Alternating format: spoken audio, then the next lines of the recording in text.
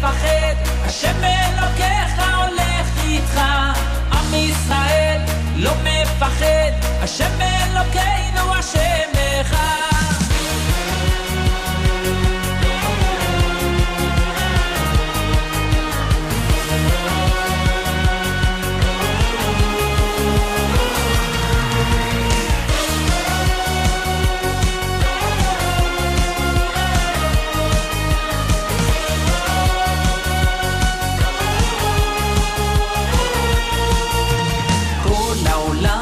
גשר צר, והעיקר לא לפחד כלל, ומלמעלה הוא שומר, צר ואויב.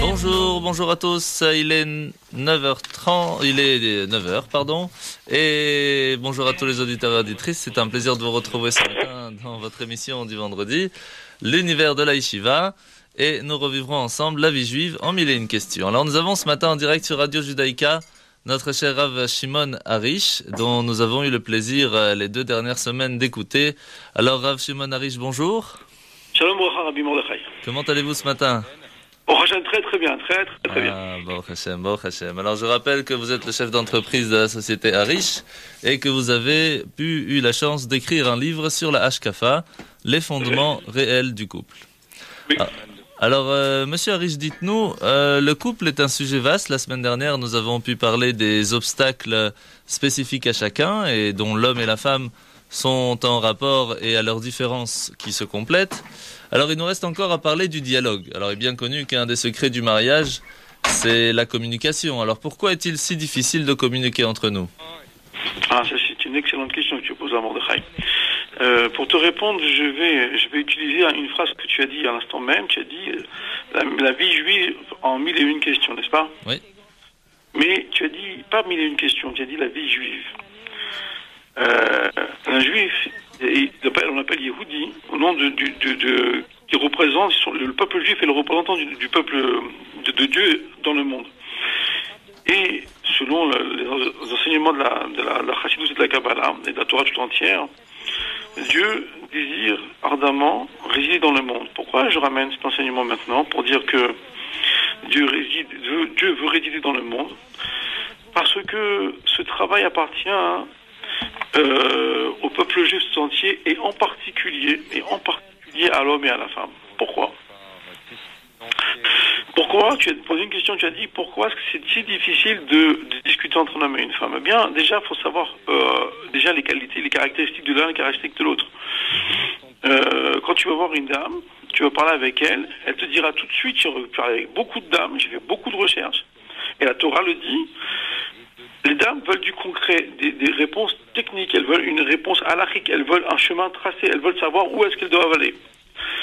Et donc, le Admozaken nous enseignait que les dames ont ce qu'on appelle Chokhma Tata'a, la capacité de trouver ce qu'il faut faire dans le monde, en bas, physiquement, techniquement, ce qui n'est pas le cas des hommes.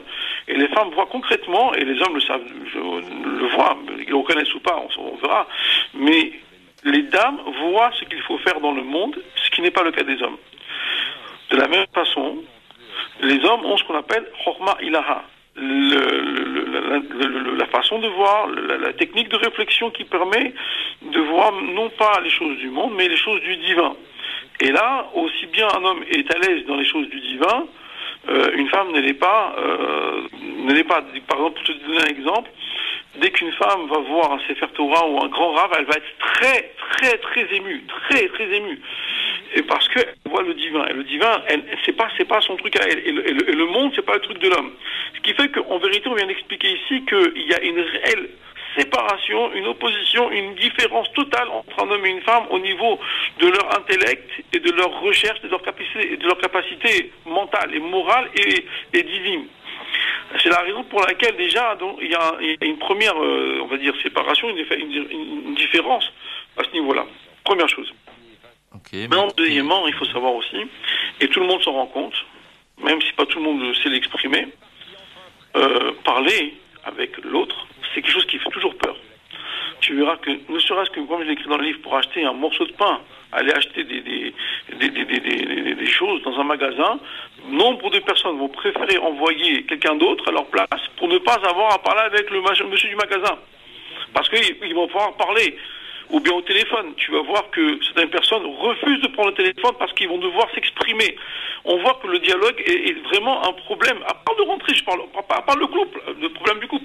On voit déjà que parler, c'est un problème. Alors tu vas me dire, mais non, mais pourquoi c'est si difficile? Alors voilà. Écoute bien ce que je vais te dire. Il est écrit en toutes lettres dans la Chassidoute que cette chose-là, Dieu ne l'a pas mise au point. Il a demandé qu'on le fasse.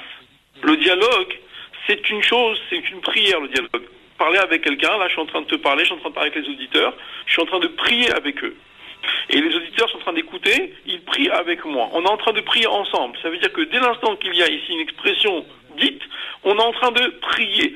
Et parler avec l'autre, ça s'appelle se lier à lui. La prière, c'est l'échelle qui permet de lier les mondes du haut avec les mondes du bas. Donc maintenant, on vient de dire que cette chose-là, Dieu ne l'a pas mise au point, ne l'a pas mise dans le monde. Dieu a fait tout sauf le dialogue. Et c'est pour ça que c'est difficile. Alors quoi? Il aurait demandé à l'homme de faire justement cette chose-là. Et seul l'homme, et l'humain j'entends, l'homme et la femme, et les gens quand ils font du travail, du commerce, toutes sortes de choses comme cela, c'est un travail qui appartient à l'homme. Voilà pourquoi c'est difficile de parler.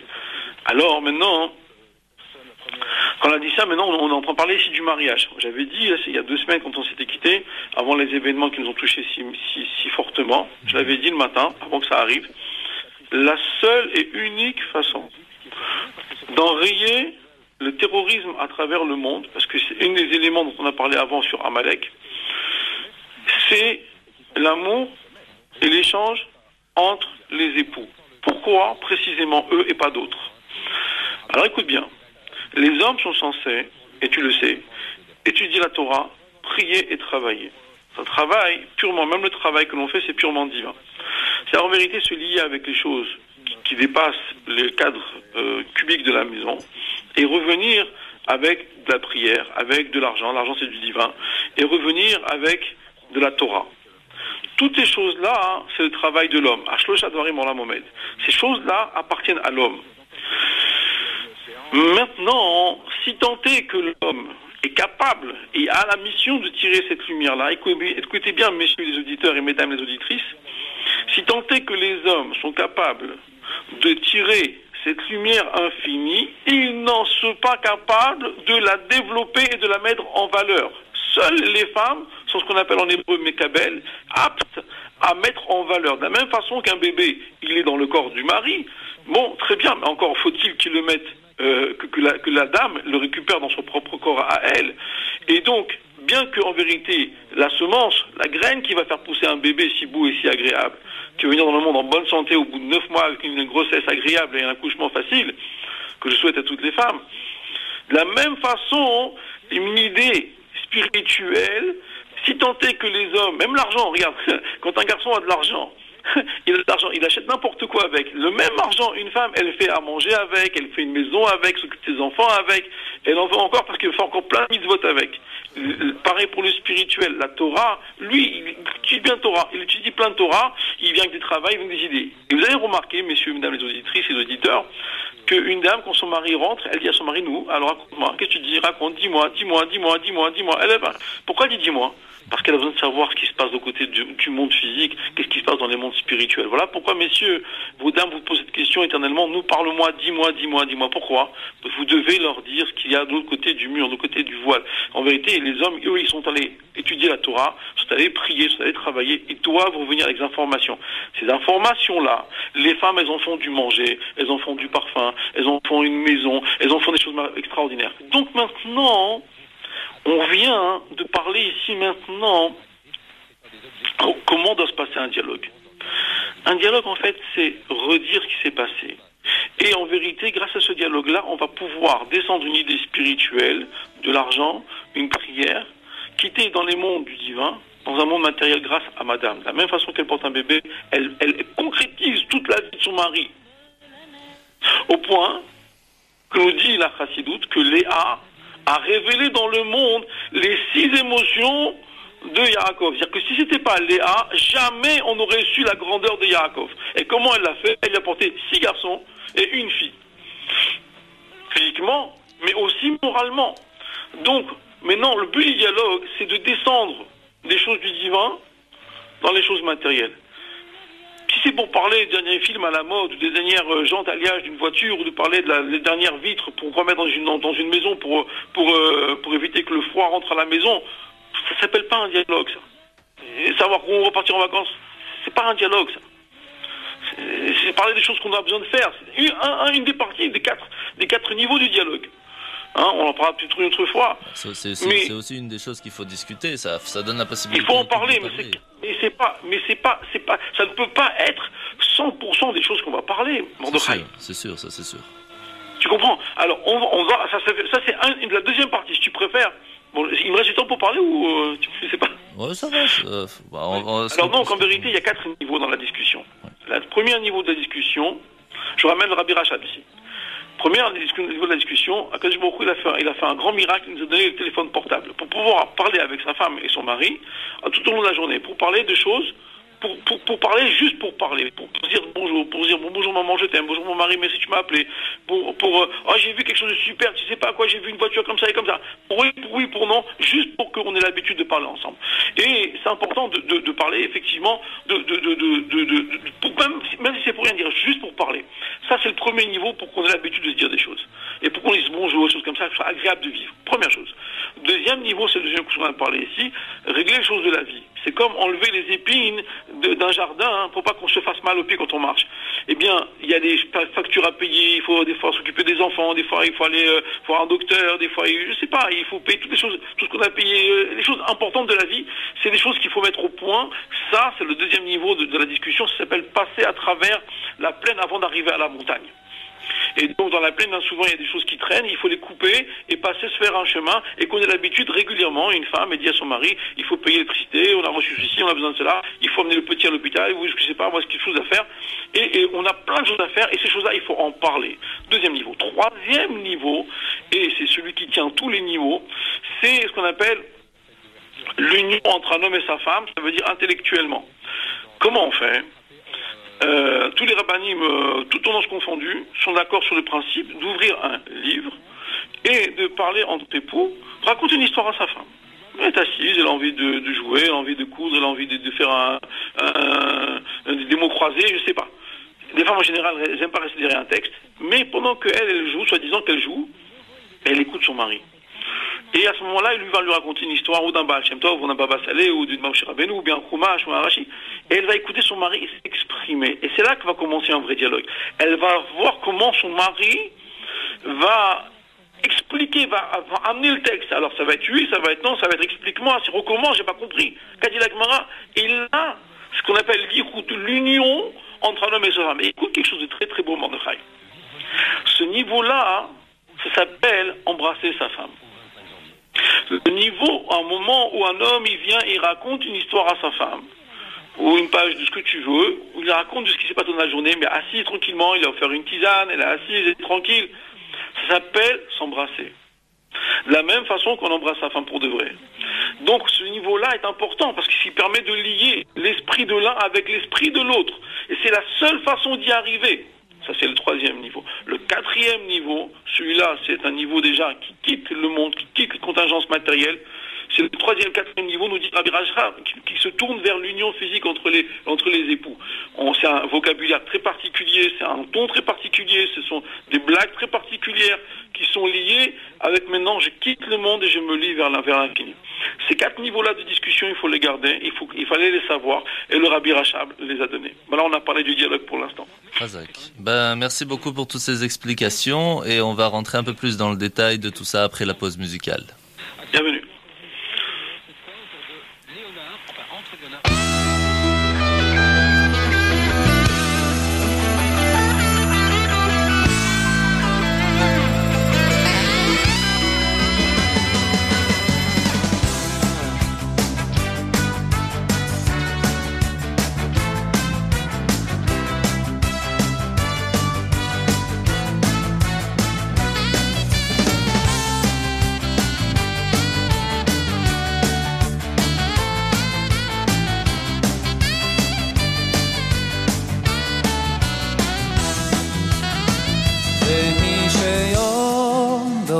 לאבויסנו ואישי עומדו לאבויסנו ולא נו שלא יחוד בלבוד עומד עולנו לך לא יסנו עומד עולנו לך לא יסנו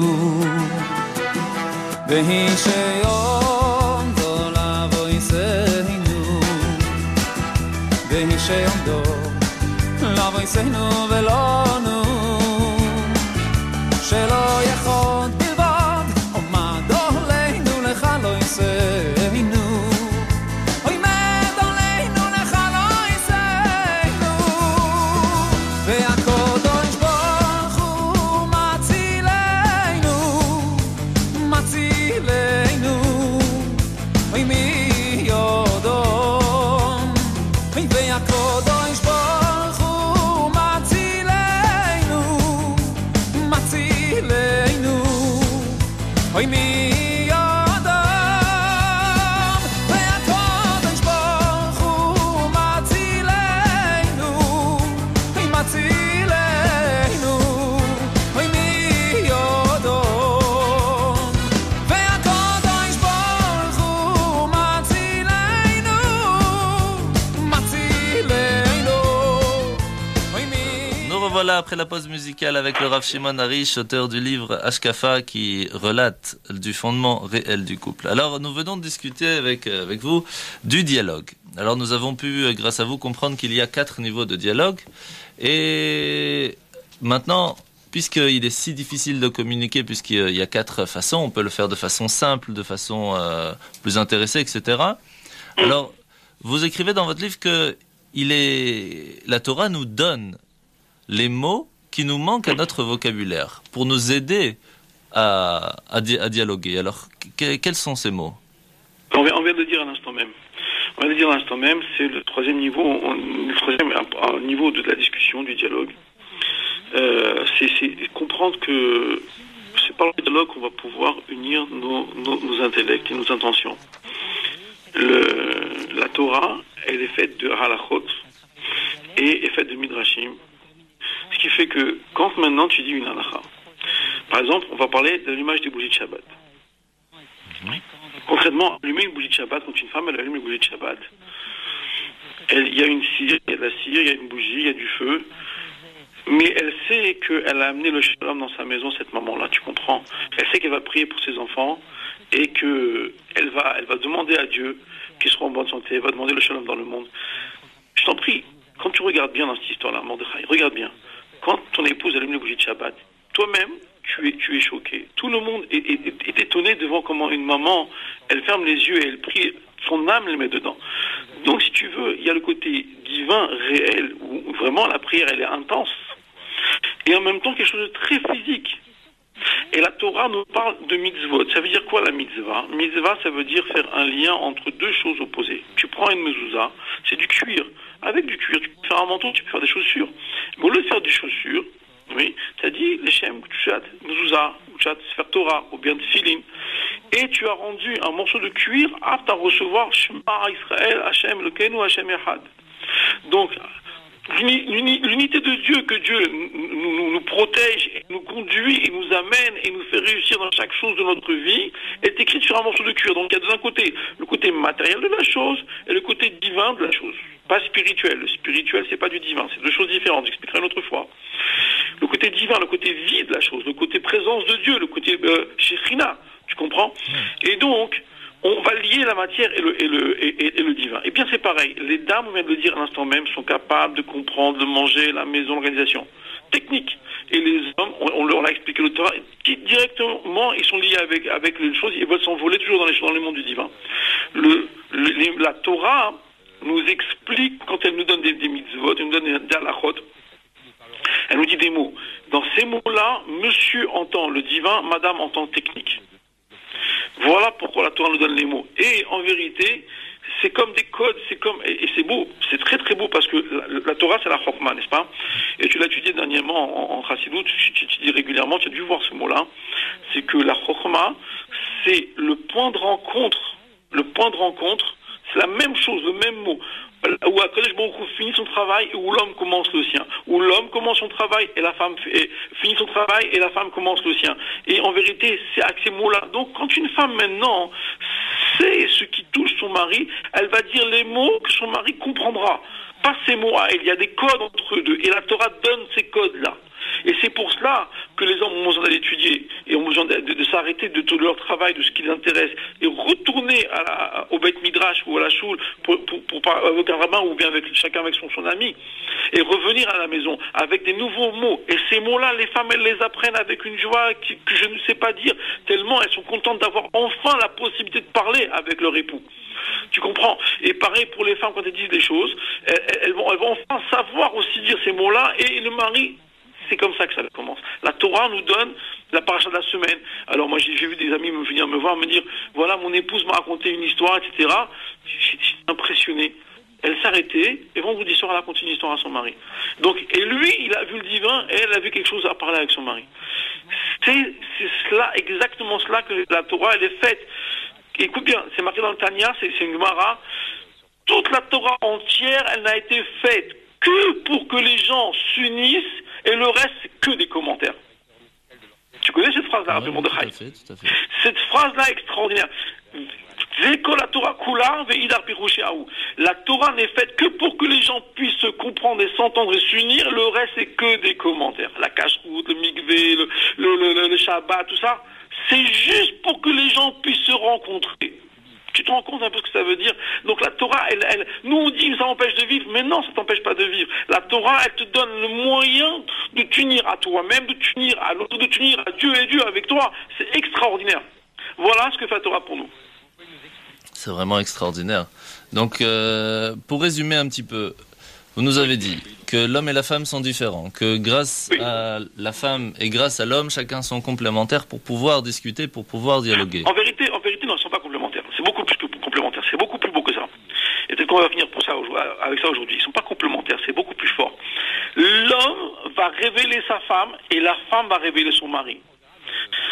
C'est beaucoup plus fort parce qu'un homme, il est entier. Et une femme, elle est entière. C'est pas une moitié d'homme, c'est pas une moitié de femme. Ce sont deux entités entières. Et maintenant, les deux, ils vont créer un troisième, ça s'appelle le fameux nous, la fusion des deux. C'est-à-dire que chacun est une entité entière. Il doit se connaître lui-même avec ses oui, avec ses non, peut-être avec ses lâchetés, avec ses forces, avec son courage, tout ce que tu veux. Chacun, il existe par lui-même. Maintenant, chacun va rester ce qu'il est, et les deux vont se faire un autre temps qui n'est plus ni lui ni elle, les deux. Mais, par exemple, quand une maman porte un bébé dans le monde, elle révèle la grandeur de son mari. Le bébé, il est beau, il est là, il est bien. On voit comment son mari il a aimé cette femme. Quand maintenant, le mari, il sort dans la rue habillé comme les femmes elles veulent que le mari soit bien fait, etc. On voit la grandeur de cette femme-là. Donc, la femme, elle va révéler la grandeur du mari, et le mari va révéler la grandeur de la femme. Cet homme-là, s'il réussit, sa femme, elle est derrière lui, c'est évident. Et donc, en vérité, c'est pas complémentaire, c'est plus que complémentaire. Un, il va révéler l'autre, chacun, il est 100%, et les deux, on va faire une autre fois à 100%. Voilà. Très bien. Et donc, ce qu'il faudrait, en fait, ce serait pas seulement de discuter de choses et d'autres, pas seulement de discuter des choses pratiques, mais aussi prendre un moment pour apprendre un moment de Torah ou même de discuter d'une histoire. C'est important. C'est important. Une halakha dans Shulchan Aruch, Beit Yosef, il dit comme ça. Je l'ai mis dans le livre là-bas, c'est écrit, que quand maintenant que tu préserves, tu nous en préserves vraiment. Il y a une dispute entre un homme et sa femme. Et maintenant, il y a un moment, ils vont vouloir se retrouver, ils ne peuvent pas rester comme ça séparés. Ils veulent retrouver. La halakha dit, d'abord, ils se calment, ils se réconcilient. Et après, ils commencent à parler. C'est deux étapes complètement différentes. Parler, ça veut dire ouvrir un livre, sortir une histoire d'un tzaddik, celui qui te plaît, mais c'est dans la Torah qu'on doit trouver ces sujets-là. Pas dans le monde. Le monde ne donne pas la Torah. Le monde ne donne pas l'occasion de se rencontrer. Au contraire, il fait que nous séparer. Si on s'en tient à ça. Par contre, nous avons la mission de prendre le monde et de le rendre apte à servir Dieu. Donc, en vérité, le couple, en vérité, il s'est pas couplé, comment on a oublié ce qu'on veut dire, mais le couple, il est fait pour révéler le divin à travers la matière. Et donc, les deux en même temps vont se réunir, et d'Afka par les mots de la Torah, par les mots de la Torah, et la Torah nous donnera précisément avec un livre qui les plaît à tous les deux. qui les plaît à tous les deux, et à ce moment-là, ils vont réussir. Très bien. Eh ben, merci beaucoup, Rav Shimon Harish. Je rappelle que, messieurs auditeurs et auditrices, que vous pouvez laisser vos questions sur la page Facebook de l'émission L'Univers de la Yeshiva. Et le Rav Harish se fera un plaisir d'y répondre dans 2 semaines, puisque la semaine prochaine, vous ne serez pas avec nous en direct. Oui, je serai chez le Rabbi Dubavitch. Bezrat Hashem, que vous ayez vraiment, Bezrat Hashem, un bon voyage chez Telech Beshalom, Vetarzor Beshalom. Et priez pour nous, hein, Bezrat Hashem. On va prier pour le peuple juif. Baruch haba. Alors, merci beaucoup pour toutes ces explications. Je vous souhaite un bon Shabbat, passez un bon Yudjvat chez le Rabbi, et Bezrat Hashem, qu'on se retrouve au plus tôt à Jérusalem avec Mashiach Bekarov. Shabbat shalom, au revoir. Shabbat shalom. Alors, restez avec nous, l'émission continue avec les questions des auditeurs et notre chère Estelle Unique. À tout de suite.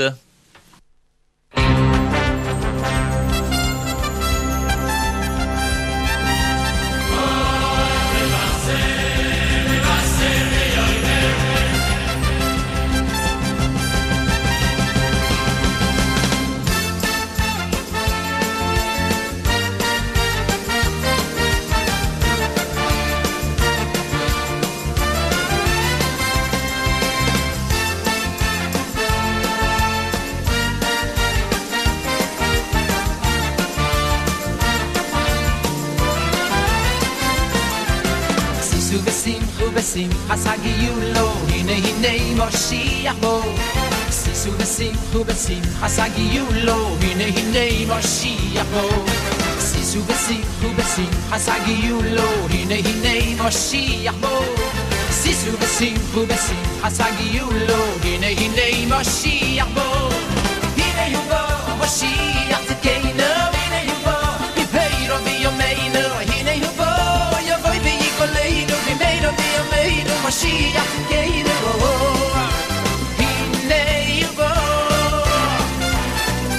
הנה הוא בו, משיח צדקנו, הנה הוא בו, מבהירו ביומנו, הנה הוא בו, יבוא ויקולנו, ממנו ביומנו, משיח צדקנו,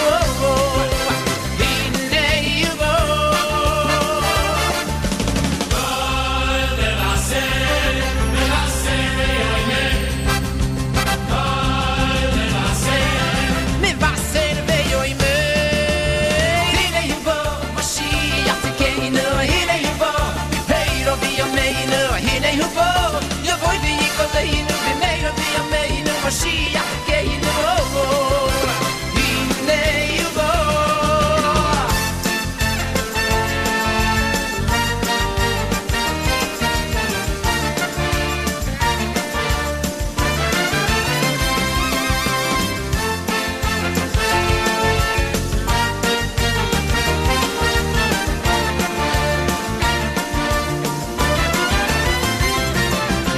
Sisu v'simchu v'simchas hagiyu lo, hinei hinei Mashiach bo. Sisu v'simchu v'simchas hagiyu lo, hinei hinei Mashiach bo. Sisu v'simchu v'simchas hagiyu lo, hinei hinei Mashiach bo. Sisu v'simchu v'simchas hagiyu lo, hinei hinei Mashiach bo. Hinei hu bo, hinei hu bo, hinei hu bo. Yavoy v'yigaleinu, v'meiro v'yameinu, Mashiach Keinu, hinei hu bo. Hinei hu bo, Mashiach Keinu, hinei hu bo, v'meiro v'yameinu, hinei hu bo. Yavoy v'yigaleinu, v'meiro v'yameinu, Mashiach Keinu, hinei hu bo. Kol mevaser ve'yoimer, kol mevaser ve'yoimer. Hinei hu bo, hinei hu bo, hinei hu bo. Yavoy v'yigaleinu, v'meiro v'yameinu, Mashiach Keinu, hinei hu bo.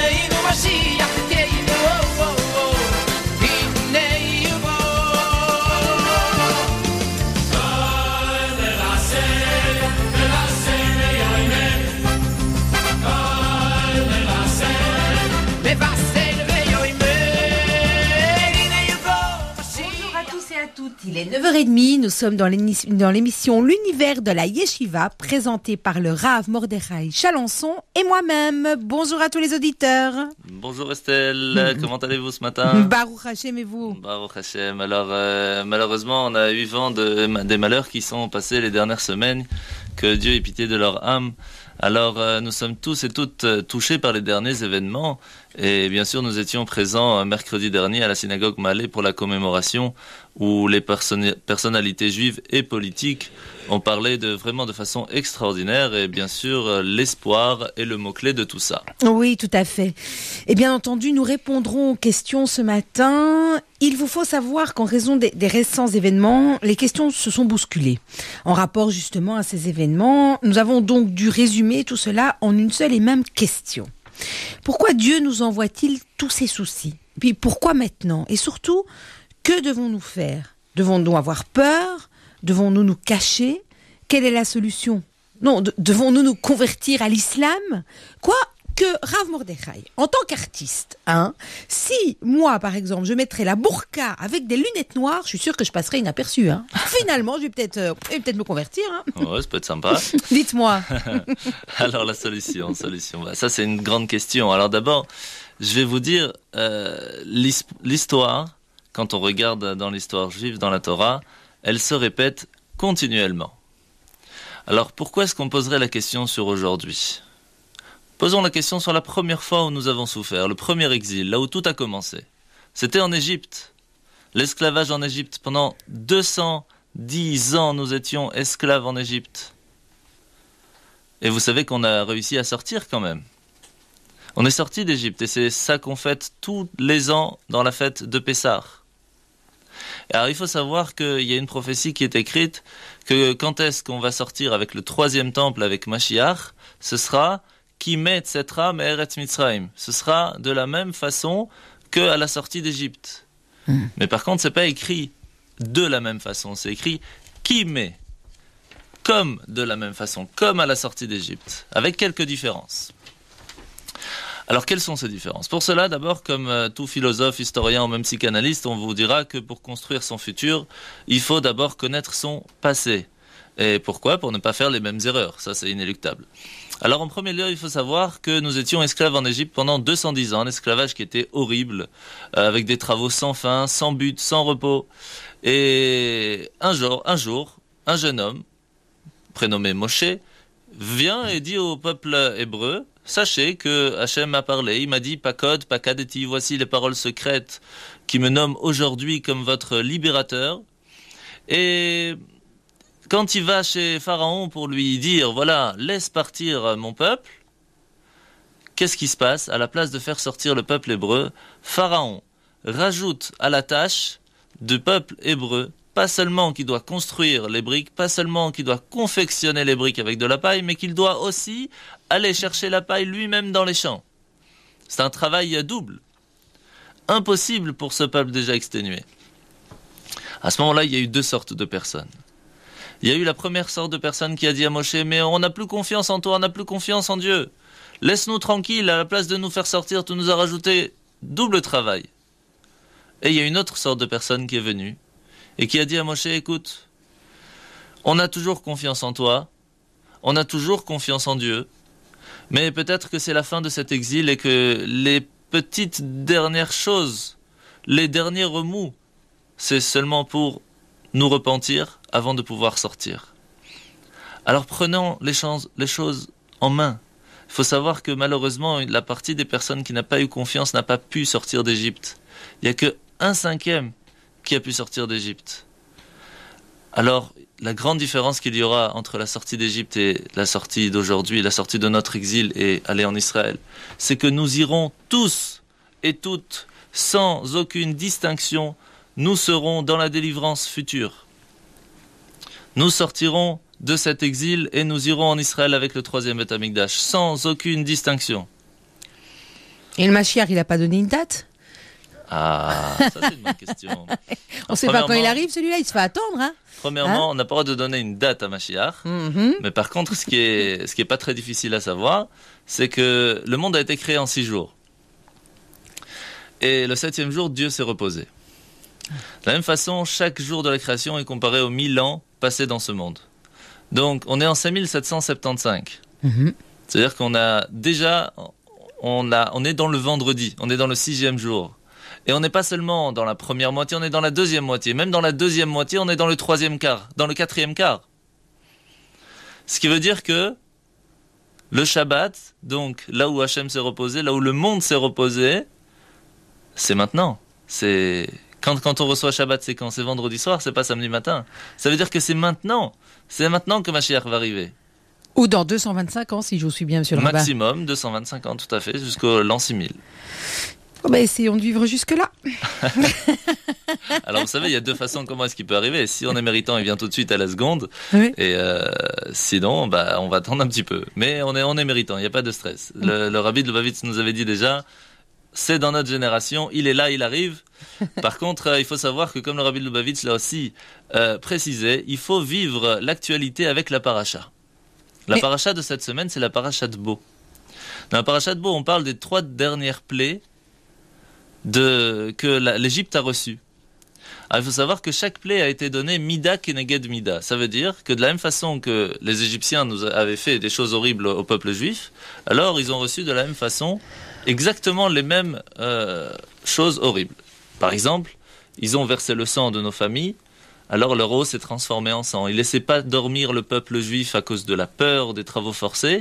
Les grenouilles ont fait tellement de bruit qu'ils ne les ont pas laissés dormir. Ils ne laissaient pas se laver. Ils ont eu les poux, ils n'arrivaient pas à se laver, etc., etc. Donc jusqu'à la mort des premiers-nés, dont nous parle cette paracha cette semaine. Et là, on voit quelque chose d'extraordinaire, tout à fait étonnant. Dieu demande au peuple hébreu de prendre un mouton, de le laisser accrocher à leur lit pendant 4 jours. Donc imaginez les nuits qui doivent passer. Et quand les Égyptiens se posent la question aux Hébreux, pourquoi est-ce qu'il y a un mouton accroché à côté de leur lit, ils devaient leur répondre. Vous voyez, le mouton, c'est votre Dieu, oui? Eh bien, sachez que nous allons prendre ce mouton et nous allons le sacrifier à notre Dieu et nous allons le manger à notre repas pascal, au repas de la fête quand nous allons sortir de cette Égypte. Il fallait avoir quand même du courage pour dire aux oppresseurs, sachez que vous voyez votre Dieu là, eh ben parce que un des dieux des Égyptiens c'était le mouton, sachez que nous allons, pas seulement nous on va le manger, on va l'offrir à notre Dieu. Donc tout ce que vous pensez que c'est rien du tout, c'est notre Dieu qui est fort. Pourquoi est-ce que Dieu a demandé à faire ça?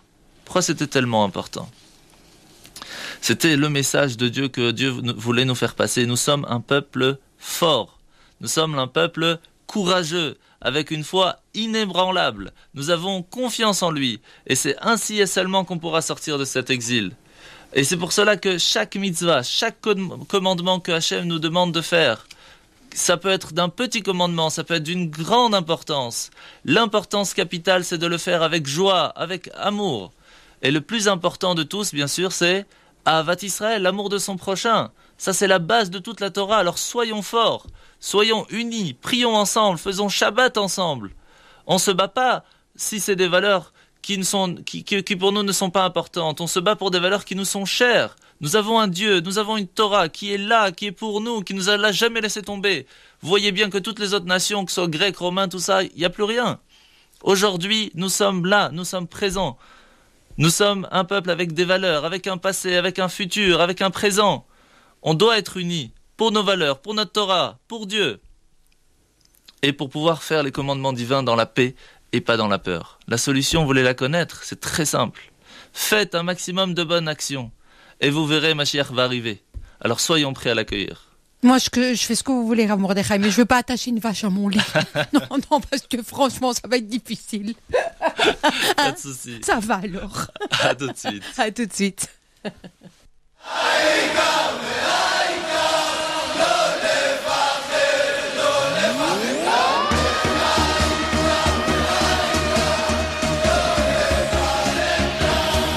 בכל מקום, כל הזמן, ישלחו לנו מגדול ועד קטן, ימים יפים וגם פחות, וביניהם תשובה לכל השאלות. יש אלוהים אחד גדול, ובעולם הזה נותן לנו הכל, בין אפלה לקרנו, את הנתיב אנחנו רק צריכים לבחור, וזה ידוע חיים למתנה, הכל צפוי והרשות נתונה. מי שמאמין לא מפחד, את האמונה לאבד, ולנו יש את מלך העולם, והוא שומר אותנו מכולם. מי שמאמין לא מפחד, את האמונה לאבד, ולנו יש את מלך העולם, והוא שומר אותנו מכולם. העם הזה הוא משפחה, אחד ועוד אחד זה סוד ההצלחה. עם ישראל לא יוותר, תמיד על המפה אנחנו נשאר, וזה ידוע חיים מתנה, הכל צפוי והרשות נתונה. מי שמאמין לא מפחד, את האמונה לאבד, ולנו יש את מלך העולם, והוא שומר אותנו מכולם. מי שמאמין לא מפחד. Merci Rav Mordechai, merci franchement du fond du cœur pour ces paroles réconfortantes, car c'est vrai qu'en ce moment on en a besoin et il faut pas oublier d'avoir la foi, parce que c'est vrai que vivre dans la peur ça sert à rien, et comme vous le dites très justement, il faut continuer à se battre, à croire eh bien qu'on nous protège, que Dieu est là, et que si on s'unit tous, c'est bien que voilà, que tout ira bien dans le meilleur des mondes. Merci. Voilà, justement, moi j'en profite pour vous poser une question qu'on m'a posée, parce qu'aujourd'hui, comme vous le savez tous, c'est Shabbat. Alors il y a Sandra qui nous demande pourquoi... C'est Shana, pardon, oui, j'ai mal lu. Shana, qui nous demande pourquoi deux Chalot pour Shabbat. Et moi, je trouve que c'est une très bonne question, parce que, vous voyez, Rav Mordechai, moi, je suis frustrée parce que j'adore la chala et je voudrais en manger plus. Et je voulais vous poser la question, justement, c'est qui ce... À chaque fois, je dois laisser un petit bout pour Eliaou. Alors, je voulais savoir qui c'était, parce que ça commence à me gonfler. Moi, j'aimerais bien en manger un petit peu plus. Il est pas là, et à chaque fois, on doit penser à lui, lui laisser un petit bout. Alors bon, je veux dire, à un moment donné, il pourrait se pointer. Ça serait peut-être la moindre des choses. Chaque fois, on lui laisse un petit bout. C'est qui cet Eliaou? C'est une bonne question. Alors d'abord, on va passer à la partie des deux Chalot. Alors vous savez, on a reçu, en fin de compte, 2 fois les tables de la loi. La première fois, quand Moshe est descendu du mont Sinaï, eh ben, malheureusement, les Béné Israël ont fait le Vaudor, donc une idole, l'idolâtrie. À cause de ça, les premières tables ont été détruites. Puis, après, on a reçu le pardon et on a reçu les deuxièmes tables de la loi, c'était le jour de Kippour. C'est pour cela que le jour de Kippour est appelé le jour du pardon, parce que Dieu nous a pardonné sur cette grande faute de l'idolâtrie au jour du Vaudor. Alors, dans les premières tables de la loi, quand on parle de Shabbat, c'est écrit Zachor et Yom HaShabbat. Souviens-toi du jour de Shabbat. Ça veut dire que Dieu nous dit, voilà, je te fais confiance, je te rappelle qu'aujourd'hui c'est le jour du repos, et donc je te laisse à toi la compréhension, à toi-même, simple, de savoir qu'est-ce qu'il faut faire, savoir se reposer, arrêter ton travail, et profiter de ta famille, et profiter de pouvoir parler avec Dieu, et d'être tranquillement à la synagogue, en famille, etc. Puis, après la faute du Vaudor, Dieu a compris que simplement lui dire « souviens-toi », ça n'a pas suffi. Alors, qu'est-ce qu'il a dit? Il a changé son mot dans les deuxièmes tables et c'est écrit « Shamor et Yom HaShabbat », garde. Là, c'est déjà une obligation presque. Et c'est donc Dieu qui nous dit « garde le jour du Shabbat ». C'est quelque chose qui est tellement extraordinaire, tellement magnifique d'avoir la possibilité une fois par semaine de se reposer. Mais pas seulement physiquement, mais aussi moralement, d'éteindre les téléphones, il n'y a plus Internet, laisser tranquille le monde extérieur, de profiter de sa famille, profiter d'être entre amis à la synagogue, pouvoir profiter avec Dieu un petit peu, la spiritualité, de raconter les parachas, le Shabbat, de chanter des chansons en repas avec les enfants, profiter de tout ça. Pour cela, puisque Dieu a utilisé 2 mots pour le Shabbat, Shamor et Zachor, nous utilisons 2 Chalot. Une pour le Zachor et une pour le Shamor. Alors, par rapport à la question qu'on m'avait dit Eliaou, Alors, en fait, c'est une coutume, pas tout le monde l'a fait, mais c'est une coutume assez connue en France, surtout chez les séfarades, qu'on laisse un petit bout pour Eliyahu Hanavi, pour le prophète Élie, qu'on espère toujours qu'il vienne à la maison et que Mashiach vienne et donc il puisse profiter un petit peu de la challah. Ah, Commencer. c'est une coutume, c'est pas un devoir, c'est Non. pas tomber dans l'oreille d'une source. Hein. Je Tout peux à vous le fait. dire, monsieur le rabbin. Oui, mais c'est bien parce que Il c'est faut quand même lui laisser. c'est comment dire, c'est une façon de dire voilà, nous attendons Mashiach puisque c'est Eliyahu Hanavi, le prophète Élie qui va nous dire voilà, Mashiach est là, donc on lui dit Ah, d'accord. on t'attend chaque semaine, on te D'accord. donne, on est là pour toi, on te donne la possibilité d'être à notre table. Alors par contre, c'est vrai que c'est dit que Mashiach peut pas venir Shabbat. Alors vous savez ce qu'on répond à ça? Non. Qui vienne et qui nous explique comment il a fait. Alors nous avons une deuxième question que Shana nous a posée. Oui, tout à fait. Alors, la deuxième question, C'était par rapport aux bougies de Shabbat, je pense. c'était par rapport aux bougies. Oui, tout à fait, c'est ça. Pourquoi 2 bougies après mariage allume-t-on? Pourquoi on allume 2 bougies après le mariage à Shabbat? Alors, c'est vrai. En fait, d'abord, une jeune fille, à partir du moment où elle a déjà 3 ans, on lui inculque la possibilité et la grandeur de pouvoir allumer les bougies de Shabbat. Avec la bénédiction et tout, hein. Mais, bien sûr, elle va allumer une seule bougie. Et à partir du moment où elle est arrivée à être plus grande et qu'à ce moment-là, elle se marie, eh bien, elle va allumer les bougies de Shabbat, pas seulement pour elle, mais aussi son mari. Pourquoi? Parce que l'homme a aussi l'obligation d'allumer les bougies de Shabbat. Qui c'est qui allume en fin de compte pour lui? C'est sa Sa mère, femme. Ah oui, ça quand il est encore jeune homme. Ah oui. Puis après, quand il sort de la maison et qu'il va se marier, à ce moment-là, c'est sa femme qui va allumer pour lui. Et c'est pour cela que quand on arrive aux bougies de Hanouka, la femme aussi a l'obligation d'allumer les bougies de Hanouka. Mais c'est l'homme qui va prendre sur lui la mitzvah d'allumer pour lui et aussi pour sa femme. Et comment ça se passe? Moi, j'ai une question quand, par exemple, alors, donc, si j'ai bien compris, Rav Mordechai, on allume une bougie pour son homme. Et est-ce que c'est une bougie par enfant? Quand on en a Exactement. 4, on allume alors 5 bougies, par exemple. Tout à fait. c'est ça? Si on a, alors non, donc si on a 4 enfants si on a et un 4 mari. enfants, donc ça veut dire Ou une 2 pour, maris, ça une pour la femme. dépend. C'est shalom. Ah non, c'est vrai, c'est interdit. Excusez-moi, quoi. Avant, c'était permis. Ah oui, pas pour les non. femmes, pour les hommes. Ça, il y a longtemps, hein, Il y a ça y est, c'est longtemps, passé. il y a hein. longtemps. Donc une bougie pour l'homme, une bougie pour la femme et une bougie pour chaque enfant. C'est ça. C'est le mieux. Maintenant, c'est le minimum, c'est 2 bougies, encore une fois, pour pour le couple, qui est donc la base de la maison, et aussi pour le chamor et zachar qu'on a expliqué juste avant par rapport au chalot. D'accord. Alors, c'est pour cela que chaque femme a la chance et le mérite de pouvoir amener la paix et la sérénité dans la maison et dans le couple, en allumant chaque semaine les bougies de Shabbat pour elle et son mari, et une bougie de plus pour chaque enfant. Et comme vous le savez, chez les séfarades, c'est très connu le henné, avant Oui, le mariage. oui. Pourquoi on fait le henné? En fait, le henné, en hébreu, c'est chana. Sauf qu'en arabe, ça fait hanné. C'est pour cela, pourquoi chana? Parce que chana, c'est 3 lettres. Le chet, le nun et le he. Le chet, c'est pour les chalot, pour la chala.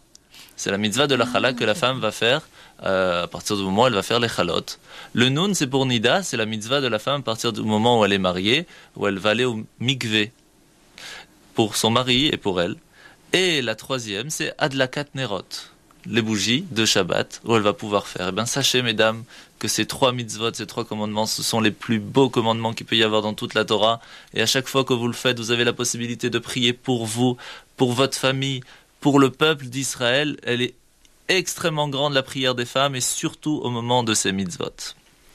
Alors, Et rassurez-moi, si on achète les chalotes déjà toutes faites, est-ce que c'est toujours une mitzvah? c'est toujours bien sûr, mais c'est mieux. Si la femme a la possibilité de faire les chalot elle-même, elle a la chance de pouvoir faire la chala. La mitzvah de la chala, ça veut dire de prélever une partie, de dire rien ne nous appartient à 100%, on donne une partie qui est à part. Et ça, c'est la mitzvah de la chala.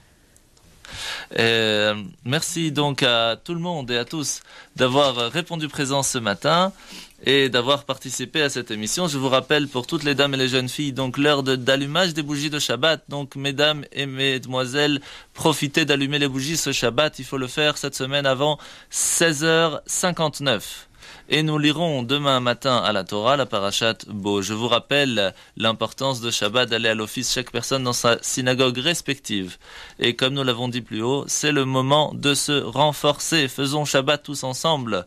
C'est ainsi que finit notre émission. Je vous rappelle qu'il vous est possible de poser vos questions sur la page Facebook de l'émission L'Univers de la Yeshiva et elles seront répondues la semaine prochaine à l'antenne de Radio Judaïka. Merci Estelle, merci Thomas d'avoir toujours été avec nous depuis le début de toutes ces émissions.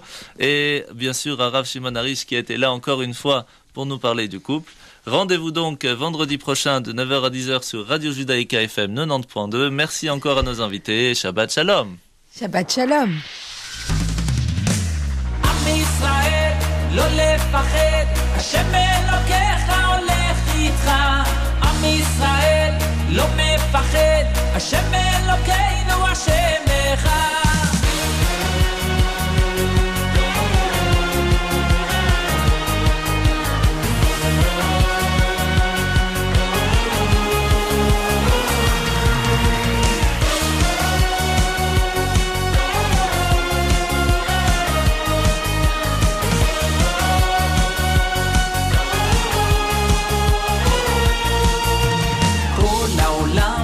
גשר צר, והעיקר לא לפחד כלל, ומלמעלה הוא שומר, צר ואויב לא יתקרב, אח לאח ויד ביד, ישראל זה עם אחד, ומלמעלה הוא עושה